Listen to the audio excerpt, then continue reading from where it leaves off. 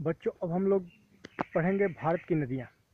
मैं पहले बता दूं कि भारत की नदियाँ जो है, यहाँ से परीक्षा में हमेशा प्रश्न पूछे जाते रहे हैं। न केवल सर्वाधिक लंबी नदी के रूप में, बल्कि सर्वाधिक जल प्रदान करने वाली नदी के रूप में, और इनके उद्गम स्रोत और सहायक नदियों को लेकर तथा इसका इसका उपयोग जल परिवहन और अन्य क्रियाओं में किस तरह से होता है, इनको लेकर होता है, पूछा जाता रहा है। तो आप इस पर इन सभी बातों पर विशेष ध्यान देंगे। और हाँ, वीडियो देखने के बाद लाइक और सब्सक्राइब जरूर कीजिएगा। तो खैर, आते हैं भारत की नदियों पर। तो मैं बता दूं कि भारत की सभी नदियों की अगर हम चर्चा करें तो सम्मिलित रूप से इन सब नदियों को दो भौगोलिक क्षेत्रों में बांटा जा सकता है, प्रायद्वीपीय नदियाँ और हिमालय की नदियाँ। इन दोनों प्रायद्वीपीय क्षेत्रों में उद्गम की अगर हम बात करें, नदी उद्गम की, तो उद्गम के आधार पर हम इसको, उद्गम स्रोत के आधार पर इसको चार भाग में बांट सकते हैं।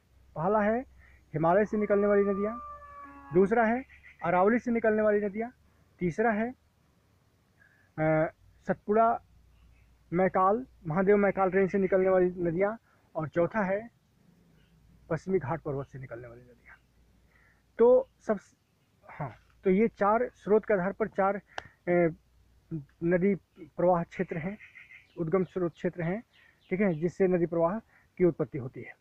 अब रहा सवाल कि हिमालय क्षेत्र से और प्रायद्वीपीय क्षेत्र से निकलने वाली नदियों की अगर हम एक तुलनात्मक अध्ययन कर लें तो इन नदियों के बारे में बहुत कुछ जानकारी एक साथ हमें मिल जाती है। सबसे पहली बात कि हिमालय में नदी उद्गम स्रोत जो है दो तरह के हैं। एक तो वर्षा के जल से प्राप्त जल स्रोत, और दूसरा हिम के पिघलने से प्राप्त जल। यही कारण है कि हिमालय की नदियां सदा नीरा कहलाती हैं, सालों भर बहने वाली नदियां कहलाती हैं, जबकि प्रायद्वीपीय नदियों को जल की प्राप्ति वर्षा के समय में होती है, इसलिए इसमें सालों भर पानी बहे ये जरूरी नहीं है।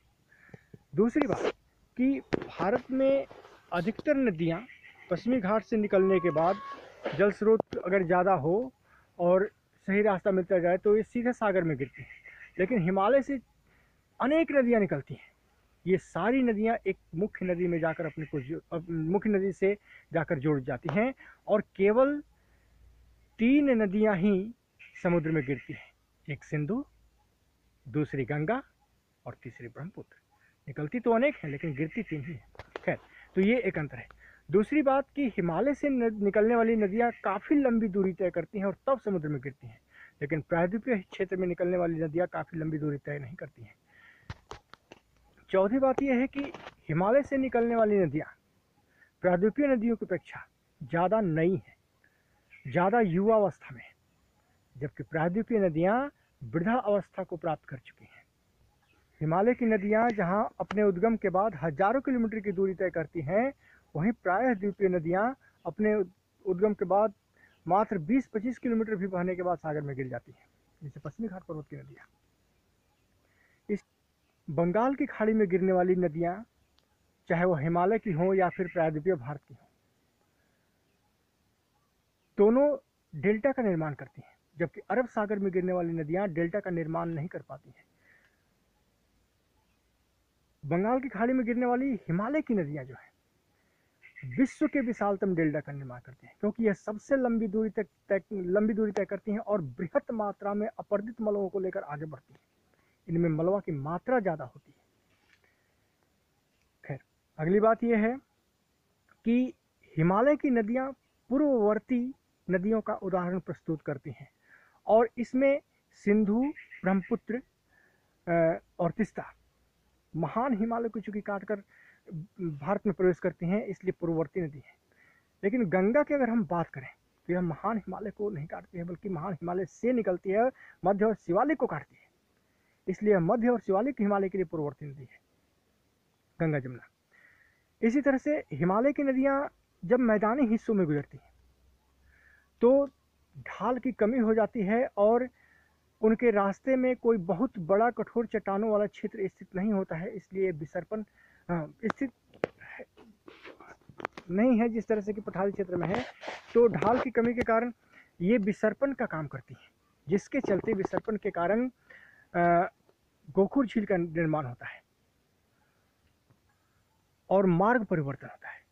जबकि प्रायः द्वीपीय नदियाँ समतल भूमि से क्या कठोर भूमि से गुजरती हैं, इसलिए इनका मार्ग जो होता है प्रतिबंधित मार्ग होता है, जो चट्टानों द्वारा तय किया जाता है। और यही कारण है कि ये विसर्पण अपने मन से नहीं कर सकती हैं, चट्टानें तय करती हैं कि नदी किस दिशा में मुड़ेगी। हाँ, यहाँ मैं बता दूं कि हिमालय की नदियाँ जो कि पूर्ववर्ती नदी का उदाहरण प्रस्तुत करती हैं, गहरे और काफ़ी गहरे गार्ज का निर्माण करती हैं, कैनियन का निर्माण करती हैं। जबकि भारत में, प्रायद्वीपीय भारत में जो नदियां हैं ये काफ़ी लंबी अवधि से बह रही हैं, ये कठोर चट्टानों के ऊपर से होकर बहती हैं। यही कारण है कि प्रायद्वीपीय नदियां खुली हुई और संतुलित घाटी से होकर प्रवाहित होती हैं। दूसरी बात कि प्रायद्वीपीय नदियां विसर्पण इसलिए भी नहीं करती हैं कि चट्टानों की कठोरता इसके विसर्पण को बाधित करती है, और दूसरा बात कि इनमें जलोढ़ की कमी होती है, इनमें भार की कमी होती है। तीसरी बात कि हिमालय से निकलने वाली नदियां जो हैं ये 4 तरह के प्रतिरूप, अपवाह प्रतिरूप का निर्माण करती हैं। पहला है पर्वतीय भाग में ये वृक्षाकार प्रतिरूप बनाती हैं, अपवाह प्रतिरूप बनाती हैं, जबकि उत्तरी मैदान में ये समानांतर प्रतिरूप बनाती हैं। इसी तरह से मध्यवर्ती मैदान में यही नदियां विसर्पण की क्रिया करती हैं, इसलिए विसर्पण प्रतिरूप बनाती हैं। और निम्न मैदान में, मैदान के निचले हिस्से में जहाँ यह डेल्टा का निर्माण करती हैं, वहाँ पर यह जालीनुमा प्रतिरूप बनाती है। वहीं पर ये इस जालीनुमा प्रतिरूप में गुम्फित नदी और विशाखित नदी का निर्माण करती है। खैर, दूसरी तरफ प्रायद्वीपीय पठारी क्षेत्र की नदियों की अगर हम बात करें तो प्रायद्वीपीय पठारी क्षेत्र की नदियाँ, खास करके पश्चिमी घाट से निकलने वाली नदियाँ, पूर्वी घाट पर्वत के पहले वृक्षाकार प्रतिरूप बनाती हैं। पूर्वी घाट को पार करने के बाद तटीय मैदान में जब उतरती हैं प्रायद्वीपीय नदियाँ, तो ये जालीनुमा प्रतिरूप बनाती हैं।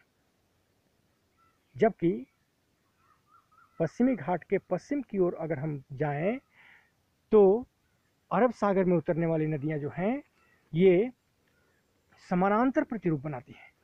अब यहीं पर हम नदी की उत्पत्ति और उसके विभाजन क्षेत्र को अगर देखें तो पूरे भारत में नदी बेसिनों के निर्माण में सबसे महत्वपूर्ण भूमिका अरावली, विंध्याचल और सतपुड़ा मध्यवर्ती भाग में, अरावली उत्तरी भाग में, विंध्याचल और सतपुड़ा मध्यवर्ती भाग में, और दक्षिणी भाग में पश्चिमी घाट पर्वत करता है। ये चारों पहाड़ियाँ, अरावली, विंध्याचल, सतपुड़ा और पश्चिमी घाट पर्वत मिलकर भारत के नदियों के लिए या भारत में होने वाले संपूर्ण वर्षा के लिए बृहत जल विभाजक या महान जल विभाजक का काम करते हैं। इन्हीं के कारण जल स्रोत से नदियाँ पूरब की ओर और दक्षिण पूर्व की ओर बहती है। साथ ही इन नदियों को ढाल की प्राप्ति भी इस दिशा में होती है, इसलिए इस क्षेत्र से पूरब और दक्षिण पूर्व की ओर संपूर्ण जल राशि बंगाल की खाड़ी में गिरती है, और इस जल विभाजक के पश्चिम के जल राशि जो है वो अरब सागर में गिरती है। तो यह जल विभाजक बंगाल की खाड़ी और अरब सागर में गिरने वाली नदियों के रूप में भारतीय नदियों को विभाजित करता है। खैर, यहाँ से आपको कई कॉन्सेप्चुअल क्वेश्चन मिल जाएंगे जो एग्जाम में पूछे जाएंगे। जैसे अपवाह प्रतिरूप को लेकर हमेशा क्वेश्चन पूछा जाता है कि हिमालय की नदियाँ किस तरह का अपवाह प्रतिरूप बनाती हैं। तो हिमालय की नदियाँ हिमालय पर तो वृक्षाकार बनाएंगे, समानांतर भी बनाती हैं, लेकिन निचले हिस्सों में जालीनुमा बनाती हैं। दूसरा क्वेश्चन ये पूछा जाता है कि पठारी क्षेत्रों की नदियाँ किस तरह का अपवाह प्रतिरूप बनाती हैं। तो पठारी क्षेत्रों की नदियाँ वृक्षाकार अपवाह प्रतिरूप बनाती हैं, लेकिन तटीय हिस्सों में पहुंचने के बाद यही नदियाँ जो हैं जालीनुमा अपवाह प्रतिरूप बनाती हैं।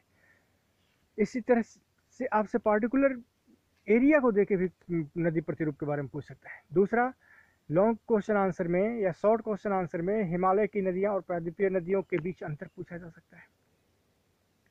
हाँ, एक अंतर जो छूट रहा था वो मैं बता दूं कि हिमालय की नदियाँ अभी भी युवावस्था में, प्रायद्वीपीय नदियाँ वृद्धावस्था में। इसमें यहाँ आपको जोड़ना था कि हिमालय की नदियों ने अभी आधार तल की प्राप्ति नहीं हुई है हिमालय की नदियों को, जबकि प्रायद्वीपीय नदियों को लगभग आधार तल की प्राप्ति हो चुकी है। तो ये भी एक अंतर था। दूसरी बात कि हिमालय की कोई भी नदी ऐसी नहीं है जो हमें, हाँ, हिमालय की नदियाँ पूर्ववर्ती नदी का उदाहरण तो है, और यह भ्रंश को लंबवत रूप से प्रवाहित होती है, लेकिन प्रायद्वीपीय भारत की नदियाँ भ्रंश घाटी में होकर बहती है, जैसे नर्मदा और ताप्ती, दामोदर। तो हाँ, ये बातें हैं। तो इन सब बिंदुओं को थोड़ा ध्यान में रखेंगे। यह दीर्घ उत्तरीय प्रश्न में आने वाला क्वेश्चन है। यहाँ से शॉर्ट क्वेश्चन भी आपको ऑब्जेक्टिव के रूप में पूछे जाते रहे हैं। और वीडियो को लाइक और सब्सक्राइब जरूर कीजिएगा। Thank you.